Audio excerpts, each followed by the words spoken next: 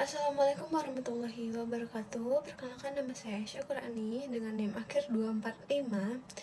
Di kesempatan kali ini aku akan membahas tentang bentuk-bentuk negara dan bentuk wilayah negara. Nah, jadi apa sih bentuk-bentuk negara itu? Jadi bentuk negara itu menunjukkan cara kekuasaan yang diatur dan dibagi dalam suatu negara. Nah, ada dua bentuk utamanya nih. Jadi yang pertama itu negara kesatuan.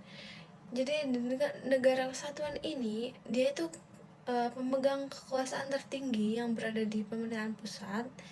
Nah, daerah ini hanya melakukan kebijakan pusat, kayak contohnya kayak negara Indonesia, kayak negara Perancis, kayak negara Jepang. Nah, yang kedua ada negara serikat. Jadi di negara serikat ini, negara ini terdiri atas beberapa negara bagian yang memiliki kewenangan sendiri. Nah, namun dia tuh tetap tunduk pada pemerintahan federal. Kayak contohnya negara Amerika Serikat, Jerman, dan Australia, dan yang lain-lain masih banyak lagi.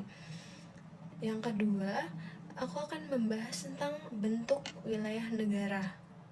Kan ada yang tahu nggak bentuk wilayah negara itu apa?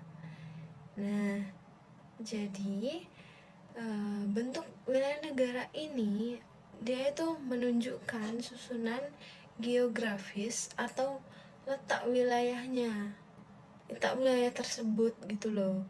Kayak yaitu kayak negara kepulauan. Nah, negara kepulauan ini kenapa sih bisa disebut negara kepulauan? Karena wilayahnya itu terdiri dari banyak pulau yang dihubungkan oleh laut. Kayak contohnya negara Indonesia nih, banyak pulaunya kan. Negara Filipina, terus dan masih banyak lagi guys. Terus yang kedua ada negara kontinental. Jadi di negara ini wilayahnya itu berupa daratan luas, kayak tapi dia tuh biasanya satu hamparan, kayak contohnya Tiongkok, Prancis. Nah, yang ketiga ada negara enklave atau eksklave.